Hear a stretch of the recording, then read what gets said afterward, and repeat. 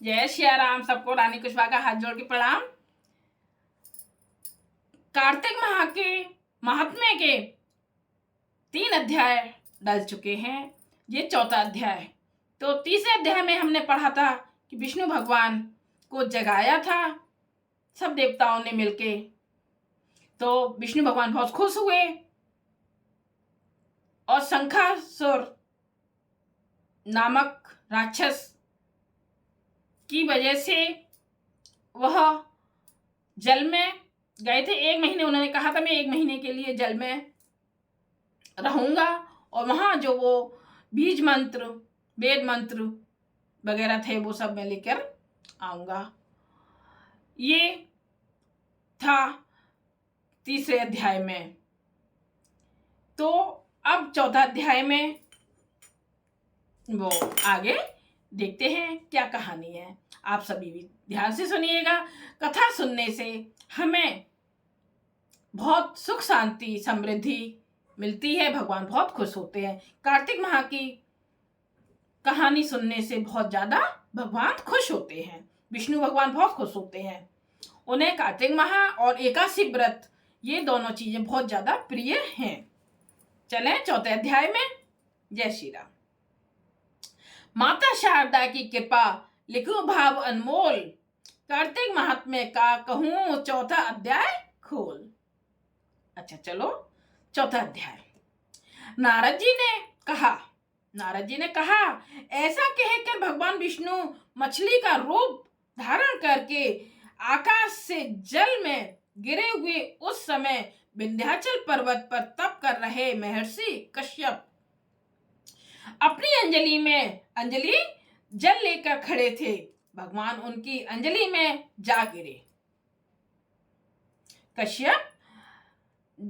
महर्षि कश्यप अपनी अंजलि में जल लेकर खड़े थे। तो जब वर्षा हो रही थी तो भगवान उनकी अंजलि में मछली का रूप धारण करके गिरे थे।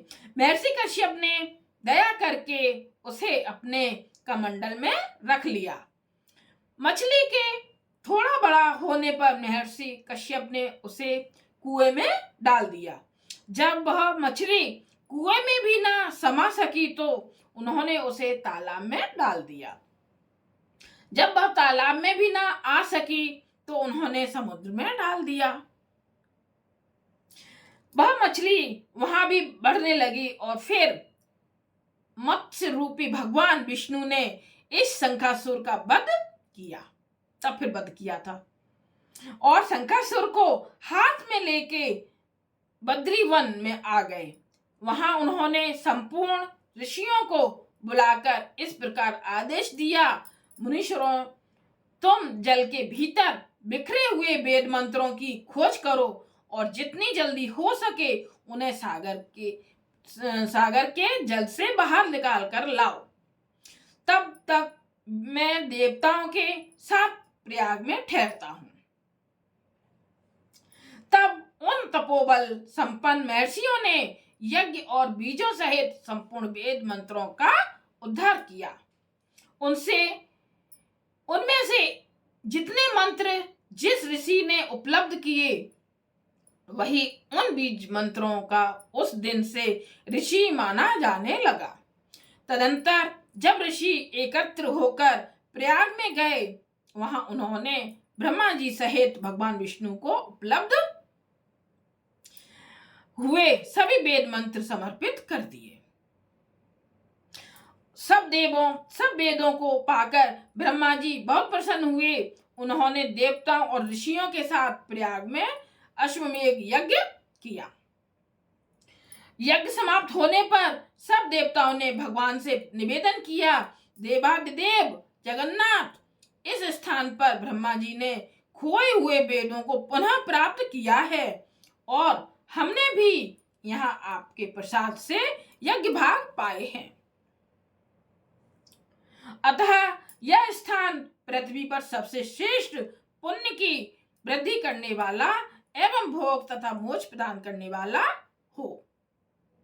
कहते हैं ना सारे भगवान मिलके जगन्नाथपुरी में भोजन करते हैं, ऐसा कथाओं में लिखा है, मैंने सुना है कि सारे भगवान जी जगन्नाथ जी में शयन करते हैं, वो सॉरी भोजन करते हैं, और रामेश्वर में सारे भगवान जी शयन करते हैं, यानी कि सोते हैं। ऐसा मैंने कथा में सुना। हाँ, यह समय भी महापुण्य में करने वाला हो, साथ ही यह समय भी महापुण्य में और ब्रह्मघाती आदि महापापियों की भी शुद्धि करने वाला हो, तथा वह स्थान यहाँ दिए हुए दान को अच्छे बना देने वाला भी हो, अच्छा यानी चावल बनाने वाला भी हो, यह वर दीजिए। कहते हैं ना, जगन्नाथपुरी में एकादशी वाले दिन भी चावल खाए जाते हैं, प्रसाद मिलता है, लेकिन वहीं तक प्रसाद ये माना जाता है जहां तक झंडा, कहते हैं ना, सिर्फ ऊपर जो झंडा लगा हुआ है मंदिर पे, झंडे जहां से झंडा दिखता हो सिर्फ वहीं तक, फिर नहीं उसकी वो है महिमा, सिर्फ चावल की वहीं तक महिमा है जगन्नाथ जी के आसपास में ही, वह मुझे स्वीकार है। तो भगवान विष्णु बोले, देवताओं, तुमने जो कुछ कहा है वह मुझे स्वीकार है, तुम्हारी इच्छा पूर्ण हो। आज से यह स्थान ब्रह्मश्रेष्ठ के नाम से प्रसिद्ध होगा। सूर्य वंश में उत्पन्न राजा भगीरथ यहाँ गंगा को ले आएंगे और वह यहाँ सूर्य कन्या यमुना से मिलेंगे। सूरज की कन्या है ये यमुना जी। ये रामायण में भी आया है, मैंने आपको बता चुकी हूं, मेरी रामायण चल रही है ना यूट्यूब पर, उसमें भी मैं आप सबको बता चुकी हूं, उसमें भी आया है कि सूर्य कन्या यमुना जी सूर्य कन्या है से मिलेंगी। ब्रह्मा जी और तुम सब देवता मेरे साथ यहाँ निवास करो। आज से यह तीर्थराज के नाम से विख्यात होगा। तीर्थराज के दर्शन से तत्काल सब पाप नष्ट हो जाएंगे। जब सूर्य मकर राशि में स्थित होंगे उस समय यहाँ स्नान करने वाले मनुष्य के सब पापों को यह तीर्थ नाश करेगा। यह काल भी मनुष्यों के लिए सदा महान पुण्य फल देने वाला होगा। माघ में सूर्य के मकर राशि में स्थित होने पर यहाँ स्नान करने से सालोक के आदि फल प्राप्त होंगे। देवादिदेव भगवान विष्णु देवताओं से ऐसा कहकर ब्रह्मा जी के साथ वहीं अंतर्ध्यान हो गए। तत्पश्चात इंद्रादि देवता भी अपने अंश से प्रयाग में रहते हुए वहां से अंतर्ध्यान हो गए। जो मनुष्य कार्तिक में तुलसी जी की जड़ के समीप श्री हरि का पूजन करता है वह इस लोक में संपूर्ण भोग का उपभोग करके अंत में वैकुंठ धाम को जाता है। तो बोलो जय श्री राम। तुलसी माता की जय हो, विष्णु भगवान की जय हो। तो आप सब भी ऐसे पूजन करना। तुलसी माँ की बहुत ज्यादा महत्व बताया गया है कार्तिक माह में। आप सब भी इसका पूजन करना, दीपदान करना, तुलसी माता पे आरती करना।